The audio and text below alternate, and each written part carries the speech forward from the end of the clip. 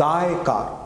দেখো শিলাদিত্য, আমরা রোজই শুনছি তৃণমূলের স্পোক্সপারসন বা বিভিন্ন নেতারা খুব সহজে তারা প্রশাসনের ওপর দোষ দিয়ে দিচ্ছে যে না না এটা পলিটিক্যাল নেতাদের কোনো দায় নয়, প্রশাসন। আজকে যে কোনো জনপ্রতিনিধি তার কাজ করতে গেলে প্রশাসনকে সঙ্গে করে নিয়ে কাজ করতে হয়, কিন্তু এখানে মেয়র থেকে আরম্ভ করে প্রতিটা বড় নেতা অনায়াসে পুলিশের ওপর দায় ঠেলে দিচ্ছে, কিন্তু পুলিশ কোনো কাজ করতে পারছে না। আমি বলছি না পুলিশ ধোয়া তুলসী পাতা, কিন্তু যে পুলিশ মন্ত্রী 13 বছর ধরে মুখ্যমন্ত্রী নিজে, এবং মুখ্যমন্ত্রী পাওয়ারে আসার সঙ্গে সঙ্গে চিরাদিত্য তোমার মনে থাকবে উনি শটাং চলে গেলেন কালীঘাট থানায়, ওসিকে থ্রেটেন করে দুষ্কৃতীদের বের করে আনলেন। তো এই যদি পুলিশের অবস্থা হয়, তাদের ফাইলের পেছনে লোকাতে হয়, সেখানে পুলিশ নিষ্ক্রিয়, পুলিশ কিছু করবে না। আমি বলছি না আবার যে পুলিশের কোনো রকম কোনো দোষ নেই, কিন্তু পুলিশকে কাজই করতে দেওয়া হয় না।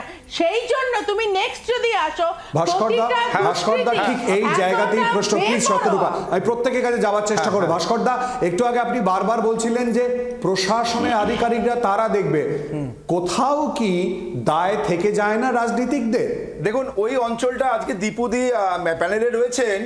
আমি বলছি এই জমি গোলমাল নিয়ে 2000 সালে গুরুপদ বাগচি সিপিএম এর লোকাল কমিটির সেক্রেটারি খুন হয়েছিলেন, এবং এখানে একটা বিরাট বড় মাফিয়া চক্র কাজ করে, যার সঙ্গে তৃণমূল দলের কোথাও কোনো যোগাযোগ আছে কিনা আমরা জানি না, কিন্তু এটা জানি প্রশাসনের এক অংশ এই জমি রেকর্ড থেকে আরম্ভ করে বিভিন্ন সময় তারা দুর্নীতিতে যুক্ত, এবং প্রশাসন মানে কিন্তু তৃণমূল কংগ্রেস নয়। এই প্রশ্নটাই কিন্তু তুলেছে, পুলিশের ঘাড়ে, প্রশাসনের ঘাড়ে দায় চাপানো হচ্ছে, রাজনীতিকদের ভূমিকা বা অংশগ্রহণের দায় কি নেওয়া যাবে না?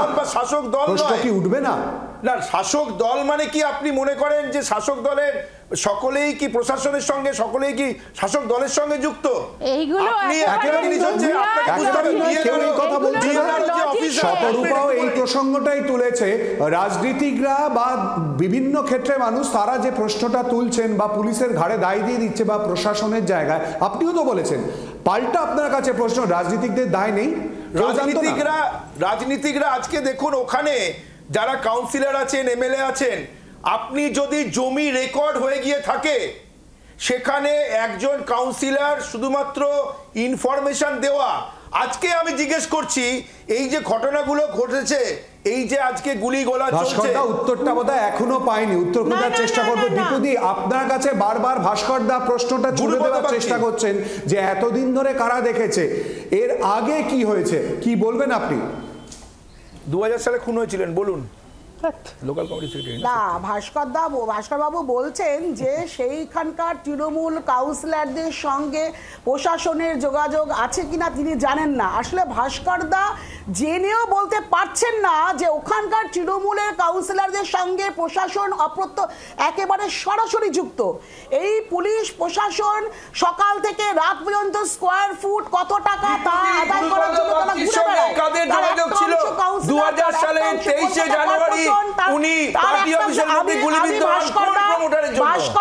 ভাস্করদা আপনি বলার সময়, ভাস্করদা আপনি বলার সময় বলিনি, আমি বলিনি, আপনি বলবেন ঘটনার পরিপ্রেক্ষিতে বলছি, আমি 70-80 দশকের কথা একবারও বলিনি, আপনি 2000 এ আসলেন না। দীপুদি বলুন। গুরুপদদা খুন হয়ে যাবার পর যারা গ্রেফতার হয়েছেন, যারা সাজা হয়েছেন, তারা আজকে কোন ব্যানারের তলায় আসছে?